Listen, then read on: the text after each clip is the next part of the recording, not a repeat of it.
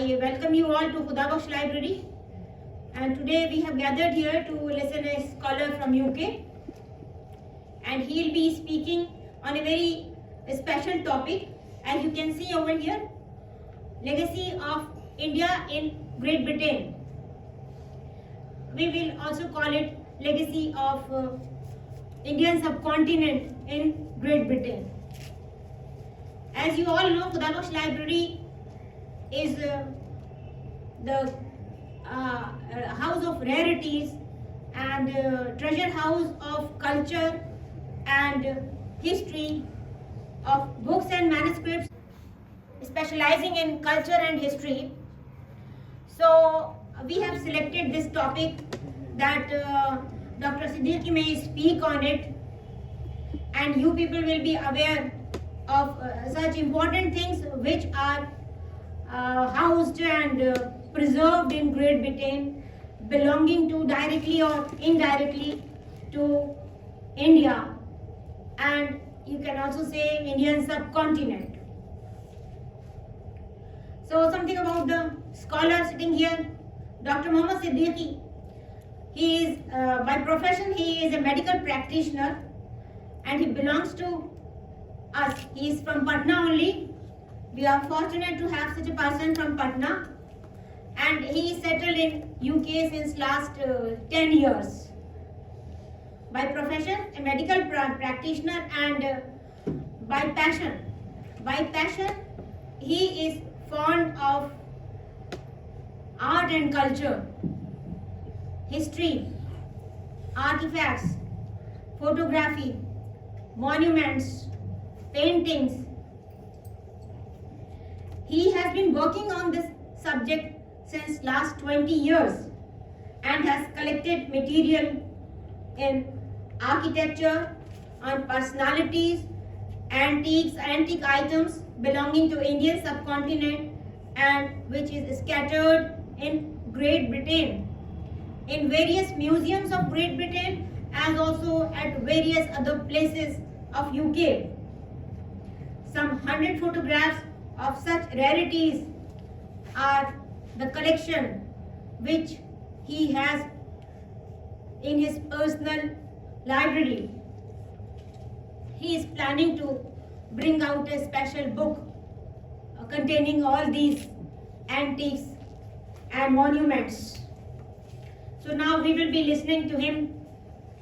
This presentation covers monuments, architectural monuments, paintings, personalities, and a variety of other items which you will be surprised to know and see, which belong to India and Indians, and which is preserved very nicely in Great Britain.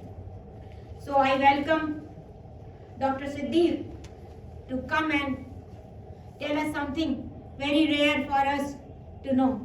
Welcome, Dr. Siddiq. Please come.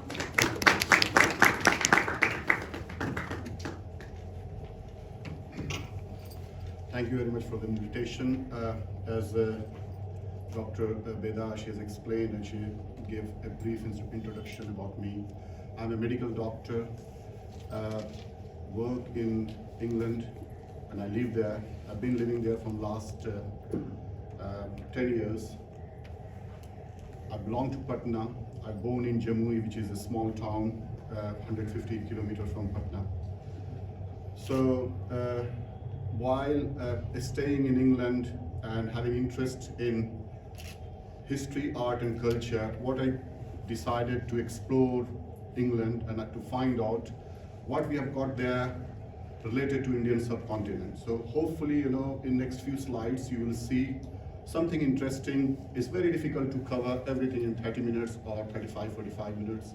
But this is the first thing, first attempt, and hopefully, we'll find something very interesting there. So this first slide, I try to put all slides in chronological order. I think I should start my talk in Hindi or Urdu. That will be more, I think, yeah, okay. So first slide, this is Sheikh Deen Muhammad. یا آپ پڑھ سکتے ہیں, لیکن اصل میں ان کا نام شیخ دین محمد تھا. تو ان کی پیدائش 1749 میں کہتے ہیں, کچھ لوگ کہتے ہیں 49 میں, کچھ لوگوں کا کہنا ہے کہ 59 میں. آپ دیکھ سکتے ہیں تھوڑا سا ڈسپیوٹ ہے اس میں. تو پیدائش ان کی پٹنے میں ہوئی تھی, شہر میں. ان کے فادر جو تھے وہ ایسٹ انڈیا کمپنی کی آرمی میں کام کرتے تھے. ایک جنگ میں ان کی موت ہو گئی, تو جو ان کے کمانڈر تھے کیپٹن بیکر, انہوں نے ان کو اڈاپٹ کیا, شیخ دین محمد کو, اور ان کو ٹریننگ دی آرمی کی. یہ پھر انہوں نے East India company army join کیا.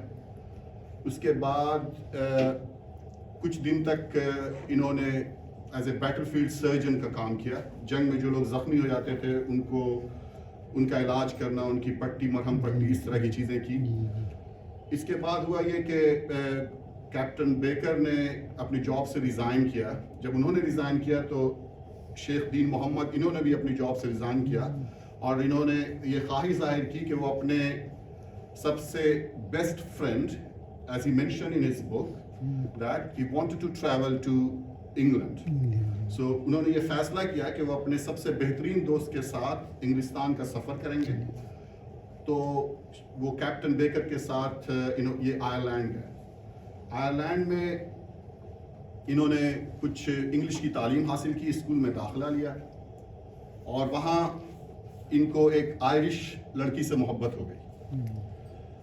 چونکہ یہ انڈیا سے تھے, آپ جیسا کہ دیکھ سکتے ہیں ان کا رنگ سانولا تھا.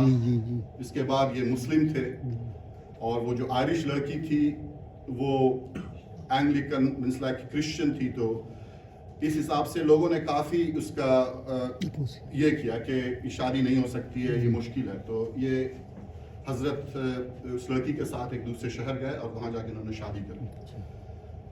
سو آئرلینڈ سے انہوں نے پھر سفر کیا انگلینڈ کا, لنڈن آئے اپنی اہلیہ کے ساتھ. وہاں انہوں نے وقت گزارا, اور وہاں ان کے دل میں خیال آیا کہ ایسا کرتے ہیں کہ ہم ایک انڈین ریسٹورانٹ کھولتے ہیں. تو آپ جیسا کہ دیکھ سکتے ہیں وہ گرین سلائڈ جو ہے, the site of Hindustan cafe house. So یہ پہلا کیفے ہاؤس وہاں کھلا ہندوستانی, جس میں وہ حقے کی سروس تھی. آپ حقہ پی سکتے تھے, اس میں آپ انڈین کری وہ کھا سکتے تھے. تو یہ کہہ سکتے ہیں کہ لیگیسی کے حساب سے یہ کہہ سکتے ہیں کہ یہ حضرت جو تھے یہ پہلے تھے جنہوں نے وہاں پہ جو ابھی ملٹی ملین پاؤنڈ کا بزنس ہے انگلینڈ میں کری کا, so he was the founder of that. So یہ ان کی ایک لیگیسی ہے. لیکن چونکہ یہ بات ہے 18ویں صدی کی, اس زمانے میں بہت زیادہ ہندوستانی وہاں رہتے نہیں تھے, اور انگلش لوگوں کو بھی اس چیز کا بہت زیادہ ٹیسٹ نہیں تھا انڈین فوڈ کا. اگر یہ اس صدی میں رہتے تو شاید بہت سکسیسفل ہوتے. تو ان کا بزنس وہاں پہ خراب ہو گیا. تو انہوں نے یہ فیصلہ کیا کہ یہ وہاں سے نکل کے برائٹن ایک جگہ ہے ساؤتھ انگلینڈ میں جو کہ پورٹ سٹی کہلاتا ہے, انہوں نے برائٹن کا سفر کیا. وہاں انہوں نے ایک باتھ, جیسے کہ آپ دیکھ سکتے ہیں وہ رائٹ لوور کارنر پہ انہوں نے باتھ کھولا, جس میں کہ وہ لوگوں کو کی بیماریوں کا علاج کرتے تھے ہندوستانی جڑی بوٹیوں کے ذریعے. ایک اسپیشل باتھ دیتے تھے. ان کی پاپولیرٹی اتنی ہوئی کہ لوگ ان کو کہنے لگے ڈاکٹر برائٹن, اور ہاسپٹل سے, وہاں کے ہاسپٹل سے جو ڈاکٹرز تھے وہ ان کے پاس ریفر کرتے تھے پیشنٹ کو, تاکہ ان کی جو ہڈیوں کی جو جوڑ کی بیماری تھی وہ اس سے ان کا علاج ہو. شادی کے دوران, شادی کے پہلے, چونکہ جیسا کہ میں نے کہا تھا کہ شادی کا اختلاف ہو رہا تھا, تو ان کے اوپر یہ زور تھا کہ وہ اپنا مذہب بدلیں. سو یہ کہتے ہیں کہ انہوں نے اپنا مذہب چینج کر لیا, اسلام سے وہ کرسچن بن گئے. تو برائٹن میں بھی ان کا بزنس کافی سکسیسفل رہا وہاں پہ, اور پھر ان کی کئی اولادیں ہوئی. اس میں سے سب سے مشہور جو میں کہوں گا وہ فیڈرک اکبر محمد تھے, جو کہ ان کے پوتے تھے. ان کا رول بلڈ پریشر کے مینجمنٹ میں بہت بڑا رہا ہے. وہ ڈاکٹر تھے, فزیشین تھے, لیکن ان کی موت بہت کم عمر میں ہو گئی. تو یہ ایک چھوٹا سا انٹروڈکشن تھا ان کے بارے میں. ابھی کافی ریسرچ ان کے بارے میں شروع ہو چکی ہے. وہاں انگلینڈ میں لوگ بہت زیادہ ایکسپلور کر رہے ہیں, اور کوشش یہ ہو رہی ہے کہ ان کے اوپر کتابیں آ چکی ہیں لیکن اور کتابیں آئیں جدید تحقیق کے ذریعے. انہوں نے ایک سفر نامہ بھی لکھا اور انہوں نے کتاب اپنے ہنر کے حساب سے کس طرح سے بات دیتے ہیں اس کے اوپر بھی انہوں نے کتاب انگلش میں لکھی جو کہ اپنے زمانے میں کافی پاپولر ہوئی. سو ان کی موت اگر کنٹروورسی ان کے ڈیٹ آف برتھ پر نہیں ہو تو لگ بھگ 92 سال یہ زندہ رہے اور یہ برائٹن میں یہ مدفون ہے ایک چرچ کے احاطے میں. Next slide. یہ جو مشہور شخصیت راجہ رام موہن رائے ان کا بھی تعلق پٹنے سے ہے. ان کی جو بنیادی تعلیم عربی کی، فارسی کی اور اردو کی پٹنے سے ہوئی. سو راجہ رام موہن رائے نے جب یہ تعلیم حاصل کی اور آپ جانتے ہیں کہ انہوں نے بنیاد ڈالا تھا برہمو سبھا کا جو کہ بعد میں برہمو سماج بن گیا. تو چونکہ یہ بہت سی چیزوں کی ہندوستان میں مخالفت کر رہا تھا، ایسی چیز جو کہ سوسائٹی کے لیے نقصان دہ تھے، جیسا کہ آپ جانتے ہیں ستی، اور انگریزوں کا ان کو بہت زیادہ سپورٹ تھا اس سلسلے میں. تو ہوا یہ کہ اکبر دا سیکنڈ بادشاہ، مغل بادشاہ نے ان کو راجہ کا خطاب دیا اور ان کو اپنا سفیر بنا کر اپنی کسی ضروریات کے لیے، سفارش کے لیے انہوں نے راجہ رام موہن رائے کو انگلینڈ بھیجا. وہ انگلینڈ گئے اور یہ اپنے کام میں مشغول رہے وہاں. یہ آپ دیکھ رہے ہوں گے نیچے بلو پلیٹ ہے، یہ بہت کلیئر نہیں ہے. اس کی وجہ یہ ہے کہ میرے پاس چونکہ میں سفر میں تھا تب ڈاکٹر صاحبہ سے بات ہوئی کہ اس پریزنٹیشن کو تیار کیا جائے، تو بہت ہی زیادہ ہائی ڈیفینیشن پکچر نہیں ہے. لیکن یہ راجہ رام موہن رائے یہ وہ جگہ ہے جہاں انہوں نے قیام کیا تھا لندن میں، اور یہ قیام گاہ لندن میں برٹش میوزیم کے بالکل ہی قریب سے بیڈفورڈ اسکوائر ایک جگہ ہے جو کہ جسٹ نیکسٹ ڈور، نیکسٹ آپ کہیں کہ وہ کمپاؤنڈ ہے، وہاں پر یہ ہے. سو یہ گئے وہاں پر رہ رہے تھے.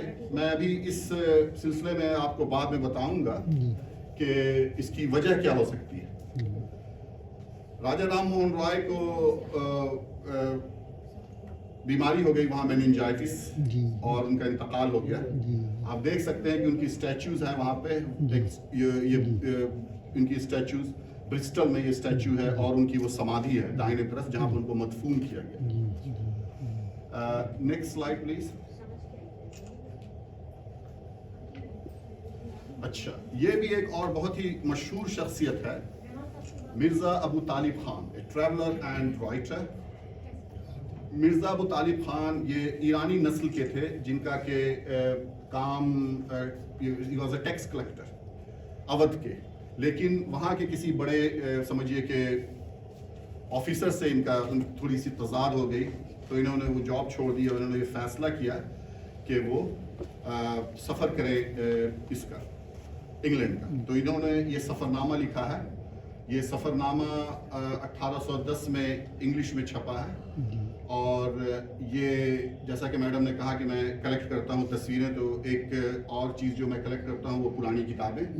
سو یہ میرے پرسنل کلیکشنز میں سے ہیں. سو یہ 2 کتابیں ہیں، اس 2 والیوم ہیں کافی اچھی بائنڈنگ کے ساتھ اور بہت ہی اچھے حالت میں ہیں.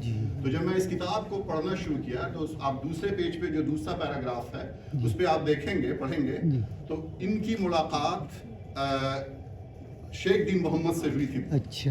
تو انہوں نے اس بات کا ذکر کیا ہے کہ میری ملاقات شیخ دین محمد سے ڈبلن میں ہوئی. سو یہ ایک امپورٹنٹ چیز ہے کہ یہ چونکہ سفر نامے کی حیثیت سے انہوں نے کافی انٹرسٹنگ چیزیں لکھی ہیں اس میں، کافی کہ کیا ہوتا تھا، کس طرح سے انگریز رہتے تھے، کس طرح سے وہ مدعو کرتے تھے لوگوں کو، کس طرح سے ان کی دعوتیں ہوتی تھی، عورتیں کیا کپڑا پہنتی تھیں. سو ابھی کی حالت سے اگر ہم لوگ اس کا موازنہ کریں تو یہ لگے گا کہ آلموسٹ وہ اپنے آپ کو پورا کور کر کے رکھتی. سو ایسی چیزیں نا کافی انٹرسٹنگ چیزیں جو ہے اس میں لکھی گئی اس کتاب میں. Next slide please. اچھا، یہ سر سید احمد خان ان کی جو شخصیت ہے وہ کسی تعارف کی محتاج نہیں ہے. یا آپ دیکھ سکتے ہیں بلو پلیٹ جو ہے، یہ اس جو دروازہ جو آپ کالا دروازہ دیکھ رہے ہیں یہی وہ بلڈنگ تھی، اس کا انٹرنس ہے جہاں سر سید احمد خان رہتے تھے. سر سید احمد خان 1869 میں انہوں نے انگلینڈ کا سفر کیا اپنے بیٹے کے ساتھ اور اس مقام پہ انہوں نے 17 مہینے گزارے. یہ نیچے جو ویو ہے یہ پوری اس بلڈنگ کی ویو ہے, اس میں وہ آپ کو کالا دروازہ وہ دکھائی دے رہا ہوگا, 2 پوائنٹ بلیک ڈاٹ جو کہ انٹرنس تھا. تو کافی ہی لمبی بلڈنگ ہے یہ, اور اس کے سامنے ایک کافی خوبصورت پارک ہے. مجھے یقین ہے کہ جب سر سید پریشان ہوتے ہوں گے یا تھکے ہوتے ہوں گے تو اس پارک میں ضرور بیٹھتے ہوں گے. اس میں آپ یہ دیکھ سکتی ہیں کہ بہت خوبصورت چھوٹا سا کلیسا ہے, ابھی بھی ان لوگوں نے بہت اچھے سے اس کو مینٹین کیا ہوا ہے. اچھا, اس میں جو اہم چیز ہے یہ کہ یہ مقام بھی برٹش میوزیم سے بہت قریب ہے, بہت قریب ہے.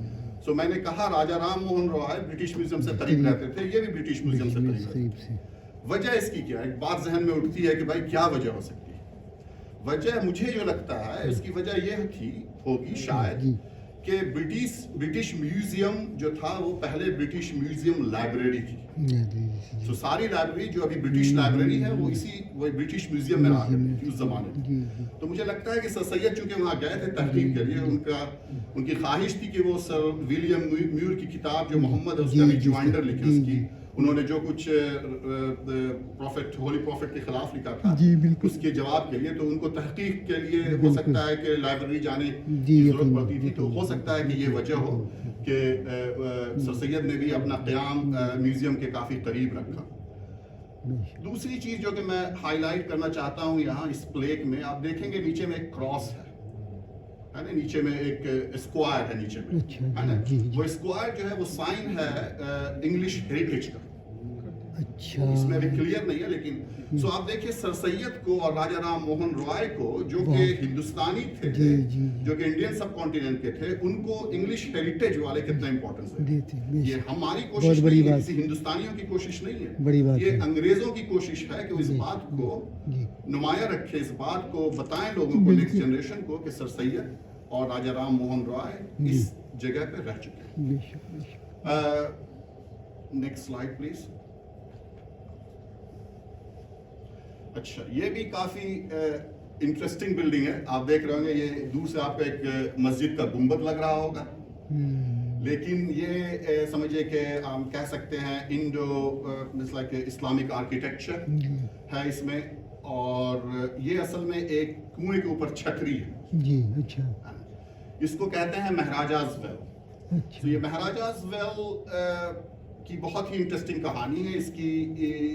اس کو مہاراجا آف بنارس اسری پرساد نارائن سنگھ نے بنوایا. ایک ولیج ہے آپ کو ریڈنگ, ایک کافی مشہور جگہ ہے آکسفورڈ شائر میں, کاؤنٹی آکسفورڈ شائر میں. سو اسٹوک رو ایک گاؤں ہے, اس گاؤں میں یہ کنواں ہے. سو اس کے پیچھے جو انٹرسٹنگ کہانی ہے وہ ابھی تک تو ہم لوگ یہ سمجھتے تھے اور سمجھتے ہیں, اور یہ بات بتائی جاتی ہے کہ انگریزوں نے بہت کچھ کیا ہندوستان کے لیے, ریلوے دیا اور بہت سی چیزیں دی, لیکن اس طرح کی چیزیں بہت کم ہی لوگوں کو پتہ ہیں, انڈینز کو, ہندوستانیوں کو. سو بات یہ ہوئی کہ 1860 کے دوران انگلینڈ میں بہت زبردست قحط پڑا. قحط اتنا زیادہ پڑا کہ اس کی خبر ہندوستان آنے لگی. تو مہاراجا کو بھی اس کی خبر ہوئی. اس زمانے میں سینٹرل پروونس جو کہ ابھی اتر پردیش ہے, اس کے جو سمجھے کہ لیفٹیننٹ گورنر تھے وہ مسٹر ایڈورڈ ریڈ تھے. تو مہاراجا نے, چونکہ وہ بھی بنارس ہے, اتر پردیش کا ایریا ہے, انہوں نے ان کو مدعو کیا دعوت پہ.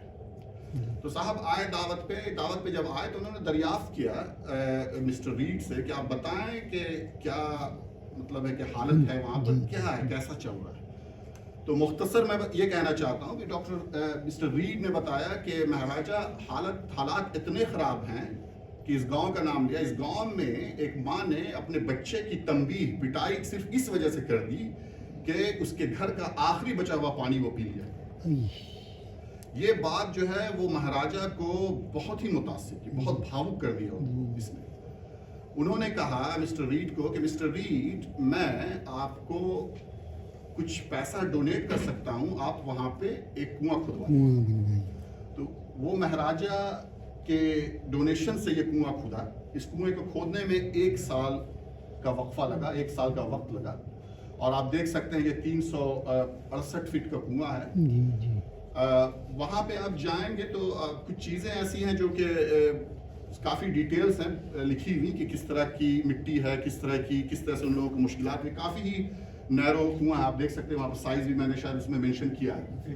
ہاں 4 فٹ. سو آپ سمجھ سکتے ہیں کہ 4 فٹ میں ایک آدمی کیسے جائے گا, کھودے گا.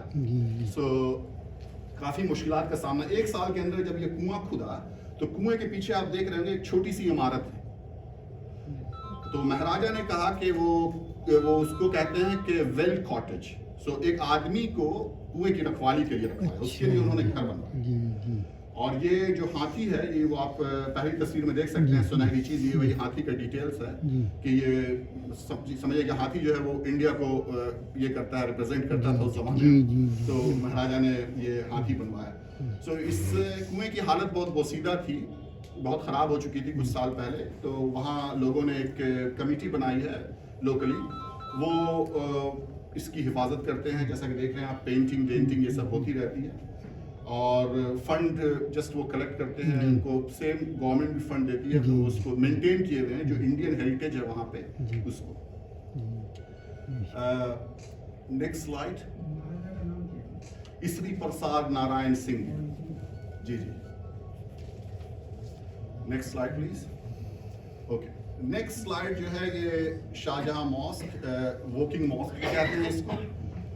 یہ ایک بہت ہی چھوٹی سی لیکن بہت ہی خوبصورت مسجد ہے. 2016 کی بات ہے کہ میں عید کی نماز کے بعد میں نے اپنی اہلیہ سے ذکر کیا کہ چلو عید کی نماز کے بعد ہم لوگ کہیں چلتے ہیں.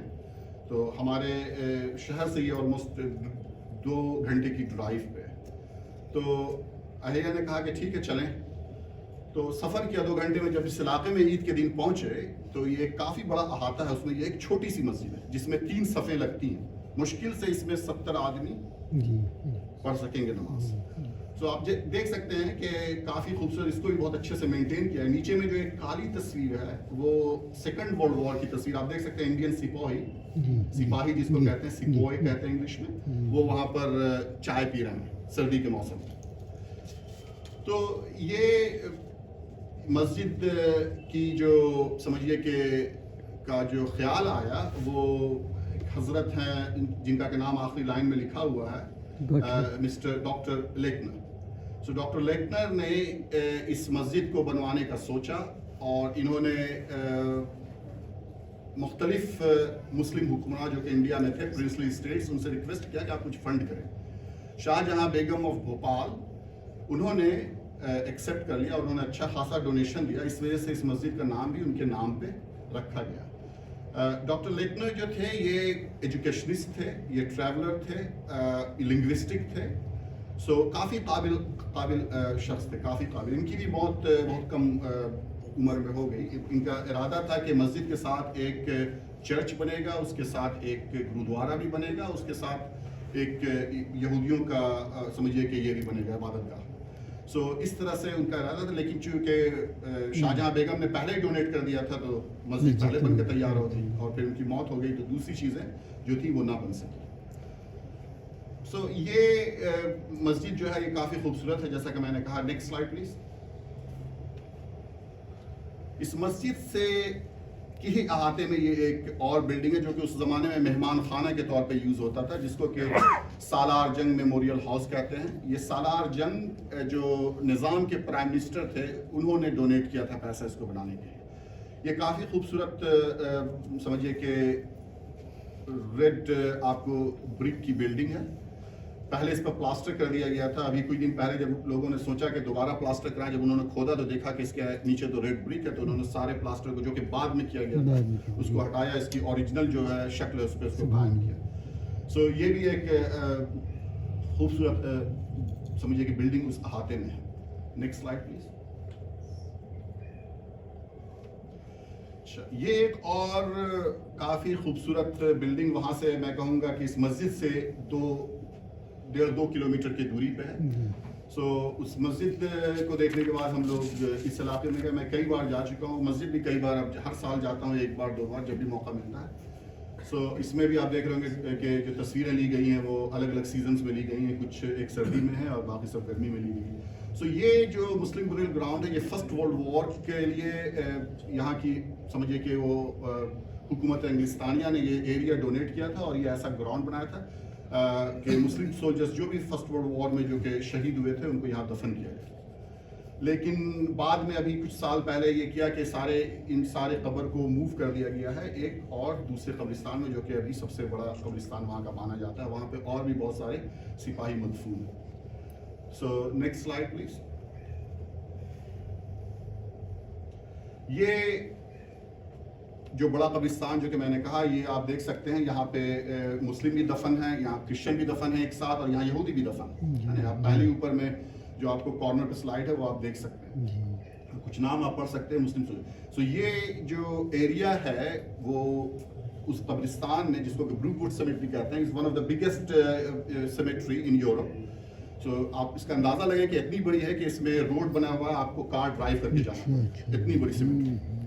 سو یہ بروک ووڈ سیمیٹری یہ سیکنڈ ورلڈ وار کے گریوز ہیں. تو آج کل آپ سنتے ہوں گے بہت سی نیوز سمجھیے کہ خبریں جو آتی ہیں کہ بھائی یعنی کہ انڈینس کا, ان لوگوں کا یا پھر نان یوروپینس کا کیا رول رہا ہے یورپ میں. تو یہ ایک اس کی مثال ہے, اور اس کی یہ ہے کہ بھائی یہاں دیکھیں آپ ہمارے ہندوستانی نارتھ افریقن سولجرز جو کہ سیکنڈ ورلڈ وار میں جو کہ فرانس کی حفاظت کرتے ہوئے یا پھر انگلستان کی حفاظت کرتے ہوئے شہید ہوئے وہ یہاں مدفون ہیں. Next slide please. اچھا یہ پھر ایک ایریا کہلاتا ہے بروک ووڈ سیمیٹری کا مسلم بریل گراؤنڈ ایریا. سو یہاں پہ زیادہ تر جو ہیں وہ مسلم جو ہیں مدفون ہیں. اس میں آپ دیکھ سکتے ہیں کہ فیمس پرسنالٹیز کی میں نے الگ الگ تصویریں آپ کو دی ہیں. عبداللہ یوسف علی کو آپ جانتے ہوں گے جو قرآن کا پہلے ٹرانسلیٹر تھے, اور محمد موڈود پکتھول.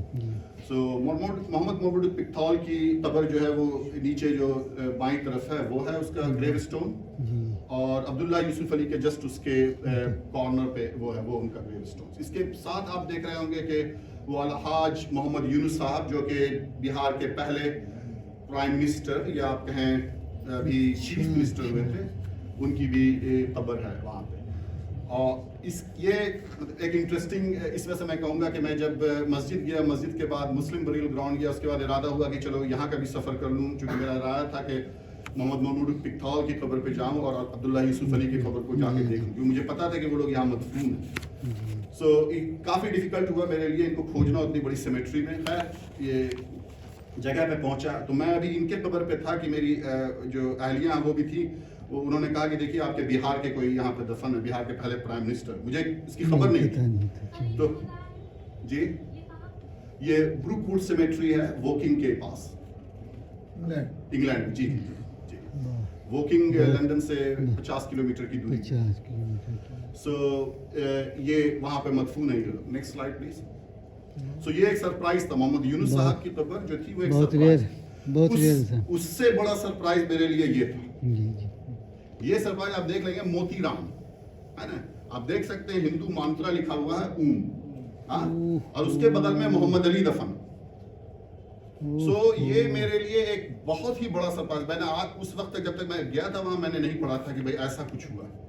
یہ فرسٹ ورلڈ وار کی قبر ہے. مجھے پتا نہیں ہے, لوگوں کو پتا نہیں کیوں موتی رام کو وہاں پر دفن کیا گیا, کیوں وہ لوگ ساتھ دفن. ہو سکتا ہے دونوں بہترین دوست ہوں, نہیں بتا سکتے ممکن ہے, لیکن یہ ایک چیز ہے جو انگریزوں نے اس کو پریزرو کیا. بہت بڑی مثال ہے.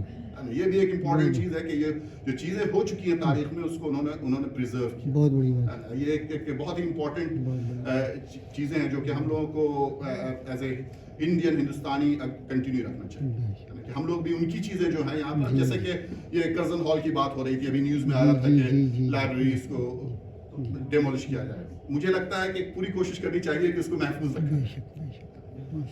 So next slide please. I'm really sorry because I've got only 30 minutes. I'm going very fast. No, please, you carry on. اچھا یہ بھی ایک اور سلائیڈ ہے. یہ آپ دیکھ سکتے ہیں دو جینٹلمین ہیں, ایک جو ہیں ڈاکٹر سچیدانند, ان کا تعلق اس لائبریری سے ہے, خدا بخش لائبریری سے. ہم لوگ اچھی طرح سے جانتے ہیں, اور ان کی سنہا لائبریری جو ہے نا, یہ ہے ان کی. اور ان کے ساتھ جو کھڑے ہیں یہ ہیں مظہر الحق, مولانا مظہر الحق. داڑھی ان کی ہے نہیں, تو سچنانند نے بہت اچھی کتاب لکھی ہے ایمیننٹ بہاریز, اور اس کتاب میں انہوں نے ذکر کیا ہے کہ بہار کے بڑے بڑے لوگ جو کہ اس وقت انگلستان گئے ہیں لیٹ 19th سینچریز میں 1880s کے ٹائم, اس میں انہوں نے مولانا مظہر الحق کا ذکر کیا ہے, اور انہوں نے کہا ہے کہ مولانا مظہر الحق انہوں نے انجمن اسلام لندن کی بنیاد ڈالی. انجمن اسلام لندن ایک بہت ہی اہم تنظیم رہی ہے لندن میں, وہ لیٹ 18th سینچری کی بہت ہی اہم تنظیم. سو نام سے آپ کو لگتا ہے انجمن اسلام, لگتا ہے کہ یہ اسلام کے لیے ہے, بات صحیح ہے, مسلمانوں نے بنائی تھی تو انہوں نے یہ نام رکھا. اس زمانے میں کافی اس طرح کے نام آپ کو ہندوستان میں ملیں گے, انجمن اسلامیہ, انجمن اسلام ان ممبئی آپ دیکھ سکتے ہیں, ہو سکتا ہے اس سے انسپائر ہو کے ان لوگوں نے وہ نام رکھ دیا. لیکن وہ انجمن جو تھی اس میں صرف مسلمان ہی نہیں آتے تھے, سچنانند بھی اس میں جاتے تھے, وہ بھی جاتے تھے, ان کی بھی دعوت ہوتی تھی, وہ تہوار میں, عید میں, ان سب چیزوں پہ, اور پھر وہ لوگ ایک ساتھ مل کے بات کرتے تھے. سو کہتے ہیں کہ جو آزادی کی جدوجہد میں بہت بڑا رول اس انجمن کا بھی رہا ہے, اور بڑے بڑے جو ہمارے جو لیڈرز ہیں, گاندھی جی, ان لوگوں نے بھی پریز کیا اس انجمن. ابھی یہ قائم نہیں ہے, یہ ختم ہو چکی ہے, لیکن بہت سے بہار کے جو ایمیننٹ پرسنالٹیز ہیں, علی امام, ان سب کا تعلق اس انجمن سے. سو میں چاہتا تھا کہ اس کو یہاں پر بیان کر دوں, خاص طور سے ڈاکٹر سچنانند, کیونکہ ان کا تعلق اس لائبریری سے, اور ان کے کتنے اچھے تعلقات تھے مظہر الحق سے, خدا بخش مظہر الحق صاحب سے. جی نیکسٹ سلائڈ پلیز. یہ پھر محمد یونس صاحب کی کچھ تصویریں ہیں, اور پھر سمجھیے کہ ان کے گریو اسٹونز کی تصویر ہے جو کہ بہار کے پہلے پرائم منسٹر, اس پہ لکھا ہوا ہے کہ فرسٹ پرائم منسٹر تھے. Next slide please. اچھا, یہ ایک اور جگہ ہے, اس کے بارے میں نے ایک کتاب میں پڑھا کہ علامہ اقبال جو ہیں وہ پرتگال پلیس کیمبرج میں ایک بلڈنگ میں رہا کرتے تھے جب وہ ٹرینٹی کالج میں پڑھتے تھے. تو یہ شہر کیمبرج جو ہے میں جہاں رہتا ہوں وہاں سے کافی قریب ہے, 1 گھنٹے کی ڈرائیو ہے. تو ایک دن فرصت ملی تو میں سوچا چلو اس کو بھی ایکسپلور کروں. سو آج کل جانتے ہیں کہ وہ آپ گوگل میپ پہ آپ سرچ کر لیں, پوسٹ کوڈ ڈال دیں, آپ پہنچ جاتے ہیں وہ آپ کو. سو اس میں کافی آسانی تھی, دقت نہیں. لیکن یہ بہت ہی سمجھیے کہ ایک چھوٹی سی عمارت ہے, ٹیرس ہاؤس ہے, جو کہ بتاتی ہے سادگی علامہ اقبال. ایسا نہیں کہ بہت بڑی بلڈنگ میں رہ رہے ہیں, بہت یہ ہے. مجھے ایک اسٹوڈنٹ کی حیثیت سے گئے تھے تو ان کی سادگی بتاتی ہے. وہ جو بلیک ہے وہ بلیک پلیگ لکھا ہوا ہے, اس پر اس میں لکھا ہوا ہے نام ان کا, doctor Muhammad Iqbal, poet and philosopher. اور جب وہ رہے شاید 1905 اور 6 کے بیچ میں رہے وہ. سو وہ ذکر ہے. ابھی میں کچھ دن قبل گیا تھا تو یہ سارے پھول جو لگے ہوئے ہیں, اور وہ پنک بائسکل ہے وہ وہاں پر تھی نہیں, تو لگتا ہے کہ جو ٹیننٹ تھے وہ چلے گئے دوسرے ٹیننٹ. Next slide please. ایک اور اہم شخص ڈاکٹر بھیم راؤ امبیڈکر, ان کے بارے میں جب مجھے پتہ چلا کہ یہ بھی لندن میں رہے ہیں تو میری خواہش ہوئی کہ اس کی بھی تلاش کرنے میں تھوڑی دقت ہوئی. سو یہ ریجنٹ پارک ہے, وہاں کا بہت مشہور پارک ہے, بہت بڑا پارک ہے. سو اس سے قریب پیدل جانے سے کچھ 10-15 منٹ کے بعد یہ راستہ ملتا ہے. تو یہ جو ہے وہ ایک حساب سمجھیے کہ وہ امبیڈکر میوزیم کے نام سے کہتے ہیں, private museum.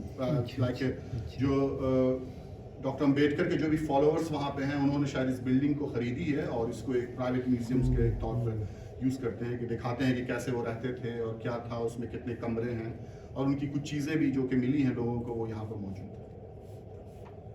Next slide please. اچھا, یہ میں واٹر مارک کے لیے معافی چاہتا ہوں کیونکہ میں نے یہ سارا اپنے فیس بک پیج سے اس کو ڈاؤن لوڈ کر کے, کیونکہ خیال میرا یہ نہیں تھا کہ میں یہاں پہ پریزنٹ کروں گا. تو یہ جو ساری تلواریں ہیں یہ ٹیپو سلطان, یہ 5 تلواریں ہیں جو کہ آپ دیکھ سکتے ہیں یہاں.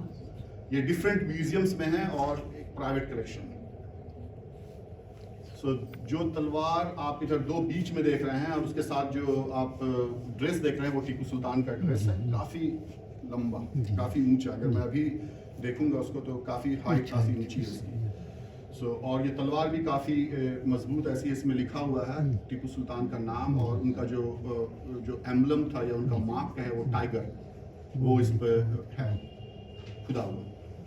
سو یہ اوپر کی جو تصویر ہے اس میں آپ سائڈ میں دیکھیں گے, جس کو تلوار کو میں نے سائڈ سے لیا ہے, یہ تصویر میں نے 2014 میں لی تھی. سو جب 2014 میں, یہ برٹش میوزیم کی تصویر ہے, اوپر والی تصویر. برٹش میوزیم میں جب گیا تو مجھے پتہ نہیں تھا کہ یہ تلوار وہاں پہ موجود ہے. وہاں پر ایک ہے سیکشن آف ایکسپلوریشن. سو میں اس سیکشن آف ایکسپلوریشن میں گیا یہ سوچ کے کہ بہت سی کتابیں لگی ہوئی ہیں وہاں پر, اور پھر ڈفرینٹ چیزیں جو کہ آپ سمجھے کہ ایکسپلور کیا ڈفرینٹ ورلڈ کو انگریزوں نے, تو ان میں سے جو چیزیں ملی ہیں ان سب چیزوں کو ڈالا ہے. وہاں پہ میں نے دیکھا کہ ایک ٹیبل پہ کچھ تلوار رکھی ہوئی ہے اور اس پہ دیکھا تو اس پہ لکھا ہوا ہے کہ یہ ٹیپو سلطان کی تلوار ہے. اس پہ ان کی انگوٹھی بھی جو کہ ان کے مرنے کے بعد ان کے ہاتھ سے نکالی گئی تھی. میں ڈال نہیں سکا اس کو, خیال تھا کہ ڈالنا ہے لیکن میں ڈال نہیں سکا, تو وہ انگوٹھی بھی وہاں پہ موجود ہے. تو اب انہوں نے کیا کیا, میں پہ جب 2000 اس کے بعد 2016-17 میں گیا تو میں دیکھا کہ انہوں نے اس کو موو کر دیا. سو موو کر کے کسی دوسرے جگہ انہوں نے سیکشن بنایا ہے انڈینس کے, ساؤتھ ایشین سیکشن. سو اس میں انہوں نے موو کر کے اچھے سے پریزرو کیا ہوا. Next slide please. اچھا, یہ ایک بہت ہی مشہور پینٹنگ ہے, ڈیلی 36 ڈگری پینوراما, مظہر علی کی بنائی ہوئی. یہ پینٹنگ جو دلی کے لال قلعے سے بنائی ہے انہوں نے 1845-46 کے قریب, اور اس میں پوری دلی کو انہوں نے کور کیا, پرانی دلی, شاہجہان آباد کو. آپ دیکھ سکتے ہیں پہلی پینٹنگ میں آپ کو لال قلعہ کا وہ جو لاہوری دروازہ دکھائی دے رہا ہے. سیکنڈ پینٹنگ میں آپ دیکھ سکتے ہیں کہ لال قلعہ کا کونا اور پھر جامع مسجد دکھائی دے رہی ہے. اچھا, اس کے بعد تھرڈ پینٹنگ میں بھی ویسے ہی ایک اور سمجھیے کہ وہ آپ کو دلی دروازہ دکھائی دے رہا ہے, لال قلعہ کا ایریا. سو یہ پینٹنگ کو انہوں نے ڈسپلے کیا تھا 2011 میں, اور میں یہ کہوں گا خوش نصیبی ہوئی کہ مجھے اس کو دیکھنے کا موقع ملا. اس پینٹنگ کی سائز میں آپ کو بتا دوں کہ یہ 6 میٹر لمبی ہے اور آلموسٹ 1.5 میٹر چوڑی. سو یہ کافی, اس کو آپ وہاں سے یہاں تک ڈسپلے کریں تو کافی خوبصورت پینٹنگ ہے, کافی بہترین پینٹنگ بنی ہوئی. اس کے اوپر کتاب بھی آ چکی ہے جو اس خدا بخش لائبریری میں موجود ہے وہ کتاب, تو آپ اس کتاب کو بھی دیکھ سکتے ہیں. اس میں کافی ڈیٹیلز ہیں اس پینٹنگ کے, کون سی مسجد کہاں پر ہے, کس کا گھر کہاں پہ ہے, یہ ساری ڈیٹیلز اس میں دی ہوئی. سو ایک اور چیز میں یہاں پر زور ڈالنا چاہتا ہوں, انہوں نے ان چیزوں کو کتنے بہت اچھے سے پریزرو کر کے رکھا. ان کے پاس ٹیکنالوجی ہے, سب کچھ ہے, انہوں نے اس کو بہت اچھے سے صرف پریزرو نہیں کیا بلکہ ان کو چھپایا نہیں, بلکہ انہوں نے ایک بہترین کتاب شائع کی. کتاب مجھے لگتا ہے کافی قیمتی ہے, یہاں 18-20 ہزار کی کتاب ہوگی ہندوستان میں وہ. سو لیکن ہے کہ بہت اچھی تحقیقی کتاب ہے. جو کتاب کو جنہوں نے لکھا ہے جو ہسٹورین تھے, ابھی کچھ ہفتے قبل ان کا انتقال ہو گیا, انہوں نے کافی بہت زبردست کام کیا ہے مغل پینٹنگ کے اوپر. جو بھی مغل پینٹنگز چھپی ہوئی تھیں برٹش میوزیمز میں یا برٹش لائبریریز میں, جس کو کہ لوگوں نے ایکسپلور نہیں کیا تھا, تو انہوں نے ساری چیزوں کو نکالی. ان میں سے ایک یہ چیز, یہ بھی بہت بڑی بات, بہت بڑی دریافت. Next slide please. اچھا, یہ ہم لوگ سب جانتے ہیں مہاراجا رنجیت سنگھ کو. یہ مہاراجا رنجیت سنگھ کے سب سے چھوٹے بیٹے تھے مہاراجا دلیپ سنگھ. سو انگریزوں نے ان کو گدی سے جب ہٹایا تو ان کو جلا وطن کیا گیا, بلکہ یہ کہیں گے بھیج دیا گیا انگلینڈ. وہاں کوئن نے ان کو بہت اچھے سے ویلکم کیا اور ان کا خیال رکھا اپنے حساب سے. ان کی شادی ہوئی اور انہوں نے ایجپٹ کے ایریا میں وہاں جا کے شادی کی تھی. اور ان کے بچوں میں سے سب سے مشہور جو ہیں وہ آپ کو پرنس صوفیہ الیگزینڈروونا دلیپ سنگھ. سو یہ جو تھیں یہ کافی سفرجٹ میں انہوں نے کافی ہی بڑا رول ادا کیا. Women's right for voting or women's right for different things. She was very active lady. She was very active.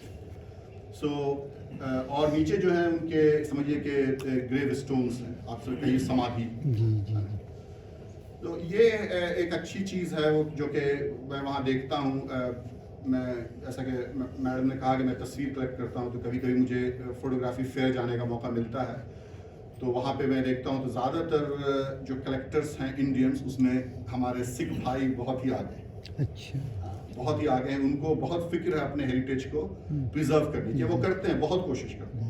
تو آپ مہاراجا دلیپ سنگھ.com ویب سائٹ بھی آپ اس پر جائیں. ان کی آپ بہت سی الگ چیزیں, بہت سی چیزیں جو ہیں ان کے صندوق اور ڈفرینٹ چیزیں, بکس, فوٹوگرافس آپ کو وہاں پر مل جائیں گے. So next slide please. اچھا, یہ ابھی تک تو میں نے اس بات کو کسی کو بتایا نہیں تھا. میں آج پہلی دفعہ بتا رہا ہوں. یہ میں نے کسی بھی سوشل میڈیا کے ذریعے میں نے اعلان نہیں کیا تھا.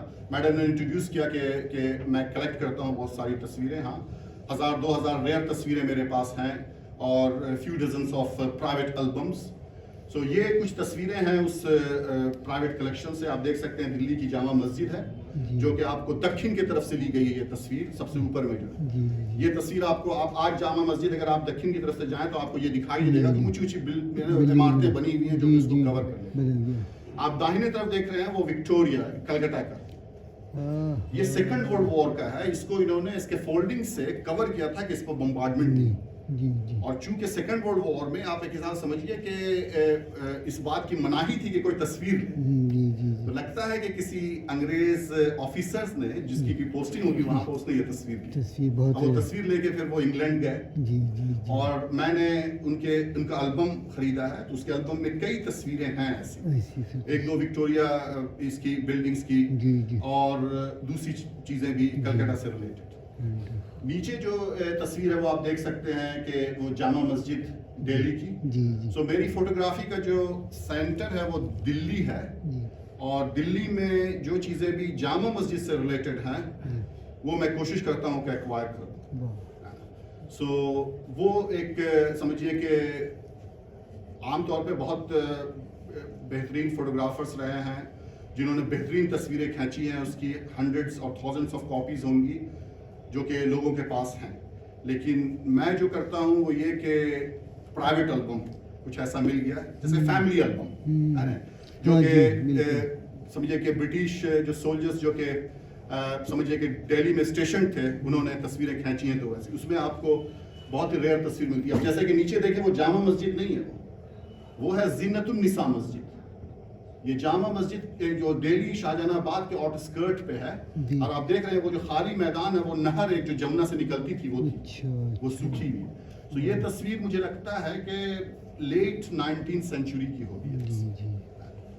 اور زینت النساء مسجد بھی ایک اہم مسجد ہے جس کو کہ غدر کے زمانے میں اس کو یا کہیے کہ فرسٹ وار آف انڈیپینڈنس جس کو ہم لوگ کہتے ہیں, بہت سے لوگ مخالفت کرتے ہیں غدر کیوں کہتے ہیں. سو اس زمانے میں اس مسجد کو بھی کافی نقصان پہنچایا گیا تھا. تو یہ ایک ریئر تصویر, میں نے آج تک یہ تصویر زینت النساء مسجد کی کہیں نہیں دیکھی.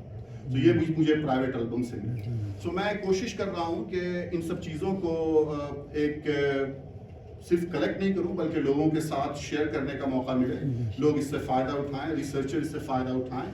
سو میں نے اثر فاؤنڈیشن ایک بنائی ہے, اس کا ویب سائٹ بھی اب ہو چکا ہے. اس میں فوٹوگرافس آپ کو ملیں گے, ریئر پکچر پوسٹ کارڈ, جیسے کہ آپ نے مظہر الحق کا جو پوسٹ کارڈ دیکھا وہ بھی میرے پرائیویٹ کلیکشن سے تھا. اس کے ساتھ ساتھ ریئر انگریونگس اینڈ ایچنگس جو کہ سمجھیے کہ کافی پرانی پرنٹ جو ہوتی ہے لیٹ آپ سمجھے کہ 17th century 18th century India سے ریلیٹڈ. سو وہ بھی ہے میرے کلیکشن میں. اس کے علاوہ بکس جیسا کہ میں نے آپ کو دکھایا وہ مرزا ابو طالب خان کی بکس تھی, وہ ہے. اس کے علاوہ میرا ایک سیکشن ہے کلیکشن کا حج کلیکشن. تو اس میں حج سے ریلیٹڈ جتنی چیزیں تاریخی جو بھی اویلیبل ہیں ابھی وہ ہیں. اب جیسے کہ حج انڈیا آج سے 50-60 سال پہلے ایک حج پاسپورٹ ایشو ہوتا تھا انڈیا سے, وہ حج کے لیے صرف اسپیشل ہوتا تھا. تو پاکستان بھی ایسا کرتے تھے, مصر بھی ایسا کرتے تھے. تو وہ پاسپورٹ ہے میرے کلیکشن میں. اس کے علاوہ خیر پاسپورٹ تو آپ نے سنا ہوگا انسانوں کا, آپ نے ابھی تک جانور کا پاسپورٹ نہیں سنا ہوگا. اور حج میں جو ہوتا تھا وہ آپ کو محمل جو کہ آپ کہیں گے کہ وہ پولی کارپیٹ وہ جاتے تھے, تو وہ محمل شکریہ وہ محمل کو جو جانور لے جاتے تھے وہ مصر سے وہ سوئز کینال اور اس سے گزرتے ہوئے وہ حجاز کے تھرو ان کے لیے اسپیشل پاسپورٹ بنتا. खच्चर का और ऊँटों का। अच्छा, तो वो भी मेरे कलेक्शन में है, रेयर पासपोर्ट्स। अरे वाह। सो इन सब तरह की नई चीज़ें बात। हैं, तो मैं कोशिश, और फिर आप ये लेके हज सर्टिफिकेट्स, जी, हज ये बदल है ना, पहले होता था ये कि लोग दूसरे का हज करते दूसरे थे, करते थे जी। और तो हज बदल सर्टिफिकेट्स, एक दो प्रिंट, तो कैलकाटा के प्रिंट है बहुत रेयर, वो मुझे लगता है कि 100 साल पुराना प्रिंट होगा। तो इन सब तरह की चीज़ें कोशिश कर रहा हूँ कि चीज़ों को कलेक्ट करूँ, और जाहिर है कि इस लाइब्रेरी का बहुत बड़ा रोल है। जब मैं पटना में रहा करता था, डॉक्टर आबिद रज़ा बेदार साहब यहाँ पे टॉक करवाते थे, और फिर जी, जी। मैं भी बैठा रहता था, जी, जी। सुनता था, इंस्पायर होता था, माशाल्लाह। लाइब्रेरी में काफ़ी वक्त गुजारा। तो जाहिर है कि ये आपको किसी ना किसी हिसाब से मोल्ड करता है, इंस्पायर करता है कि आप जो कर रहे हैं। तो ये भी एक बहुत बड़ा रोल रहा। I think is last slide है। सो इस स्लाइड के साथ मैं अपनी बात ख़त्म करता हूँ। बहुत बहुत शुक्रिया डॉक्टर साहिबा का कि उन्होंने मुझे अपॉर्चुनिटी दिया, आप लोगों का, कि आप लोग यहाँ आए, आप लोगों ने मेरी बात सुनी। और मैं शुक्रिया अदा करना चाहता हूँ अपने छोटे भाई का, जो कि PMCS से उसने MBBS किया है, वो अमेरिका में हेड ऑन्कोलॉजिस्ट है, और उसने ये स्लाइड बनाई है मेरे लिए, क्योंकि मैं इतना बिजी था 10 दिनों में कि मैंने उससे कहा कि भाई मेरे लिए कुछ, उसने रात दिन जाग के स्लाइड बनाई, फिर वो मुझे भेजा। मैंने जो फॉरवर्ड किया था उसी के ईमेल से फॉरवर्ड किया था। शुक्रिया बाबू। बहुत शुक्रिया। बहुत अच्छा।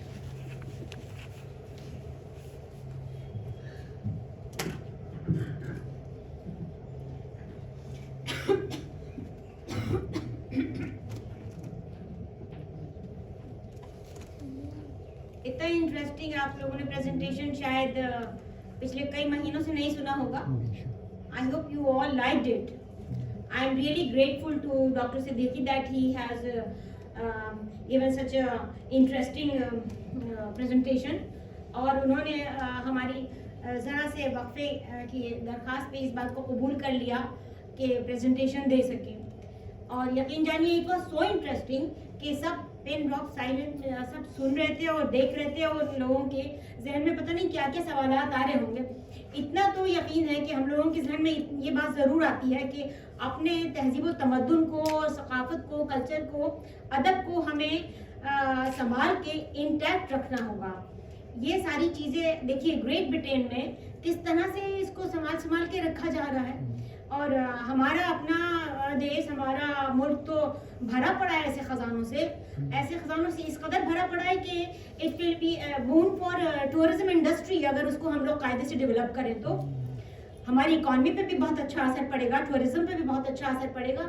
हर कोने पे आप जाएं तो तलाश तो करें, जाने क्या क्या चीज़ें आपको बिखरी मिलेंगी जिनको आप महफूज कर सकते हैं, और लोगों को अट्रैक्ट किया जा सकता है। इस तौर से तहजीब व तमद्दुन के जो सिंबल्स हैं और शख्सियात हैं और इवेंट्स हैं, इनको हमें महफूज करना चाहिए। आगे आने वाली नस्लों के लिए ये सब बहुत ज़रूरी है। ज़रूरी नहीं कि हम लोग नफ़रतों को याद करें, नफ़रतों की और दिल जली बातों को याद करें। मोहब्बतों को और कुर्बतों को और अच्छी बातों को, अच्छे वाक़यात को, अच्छी शख्सियात को भी तो याद किया जा सकता है। बनाने वाले ने इंसान के अंदर अपनी जो सिफात दी हैं उनके अंदर मोहब्बत सबसे ज़्यादा है। हम लोग नफ़रतों को छोड़ के भी तो आगे बढ़ सकते हैं। उनको बाईपास करके मोहब्बतों को ही परवान चढ़ाया जा सकता है, यादों को कायम किया जा सकता है। एक तरफ देखिए तो वहाँ बुद्धा का स्टैचू गिराया जा रहा है, दूसरी तरफ जा रहे हैं तो मंदिर गिराया जा रहे हैं, दूसरी तरफ जाए तो कहीं मस्जिदें गिराई जा रही हैं। चीज़ों को इंटैक्ट भी तो रखा जा सकता है। अगर इंटैक्ट रख लिया तो ये एक हिस्टोरिकल चीज़ें हैं, हिस्टोरिकल मॉन्यूमेंट्स के तौर पे हम लोग उनको याद रख सकते हैं, संभाल के रख सकते हैं, इंटैक्ट रखा जा सकता है। ये तो मैंने चंद एक बातें कही। इस तरह के हज़ार मॉन्यूमेंट्स भी हैं और स्टैचूज भी हैं जिनको हम लोग इंटैक्ट रख सकते हैं, उनका प्रिजर्वेशन किया जा सकता है। हमारे यहाँ बाकायदा इसके डिपार्टमेंट्स हैं, शोबे हैं जो इनको इंटैक्ट रख सकते हैं और अपना हम लोग टूरिज्म डेवलप कर सकते हैं, इकॉनमी डेवलप कर सकते हैं। इस लेक्चर से कम ये तो जहन में आई, आप सबके जहन में भी ये बात आई होगी जो मैं आपसे शेयर कर रही हूँ कि we should keep all our cultural and monumental and antiques and historical works intact। ये बहुत ज़रूरी है आज के दौर में, क्योंकि इसलिए भी ज़रूरी है कि हमें अपने तारीख को याद रखना है और याद कराते रहना है ताकि आने वाली नस्लें उसके बारे में जानें। और फिर ये भी है कि हम अपने बड़ों को, बुजुर्गों को याद रखते चले जाएंगे, उनके कारनामों को याद रखते चले जाएंगे, तो آپ لوگوں کو بھی آنے والی نسلیں یاد رکھیں گی, یاد کرتی رہیں گی. It is a fact. ورنہ اگر ہم مٹاتے چلے جائیں گے تو آنے والے ہمیں بھی مٹاتے چلے جائیں گے. I think we should think upon it. اور میں پھر آپ سب کا دوبارہ سے شکریہ ادا کرتی ہوں, اور ڈاکٹر صدیقی کا بھی شکریہ ادا کرتی ہوں. خدا بخش لائبریری اس سلسلے میں مستقل کنٹریبیوشن کرتی رہی ہے. ہمارے ہاں تو مینuscripts ہیں اور اینٹیکس ہیں, ان کو ہم لوگ سنبھال کے رکھ رہے ہیں, اور ان کا ڈسپلے بھی مستقل جاری ہے طرح طرح سے. کلچرل آرٹیفیکٹس ہیں یہ سارے, کلچرل ہیریٹیج ہے. ہیریٹیج تو ساجھا ہوتا ہے, اینڈ آئی تھنک اس کا کوئی مذہب نہیں ہوتا اور اس کا کوئی دھرم نہیں ہوتا. یہ ہم سب کی کامن وراثت ہوتی ہے, ٹریجر ہوتا ہے, جس کو ہمیں سنبھال کے رکھنا ہے, انٹیکٹ رکھنا ہے, ایکسپلور کرنا ہے. اس کے اوپر ہمیں آرٹیکلز اور بکس لکھنا ہے تاکہ آنے والی نسلیں ان کے بارے میں جانیں اور اوگت ہو سکیں. تو پھر میں آپ سب کا دوبارہ سے شکریہ کرتی ہوں, اور اپنے اسپیکر کا بہت شکر گزار ہوں کہ انہوں نے اپنا وقت نکالا, اپنے قیمتی وقت میں سے. میں ان کو مستقل 3-4 دن سے کال کر رہی تھی کہ ابھی تک انہوں نے پریزنٹیشن ابھی تیار کیا کہ نہیں کیا. میں سمجھ بھی رہی تھی کہ پریشان بھی ہو رہے ہوں گے, لیکن یہ ہے کہ he had done such a nice thing. بہت انٹرسٹنگ لگا اور مزہ آیا, سب کو سن کے اچھا لگا ہوگا. Thank you once again all of you. Thank you. جے ہند.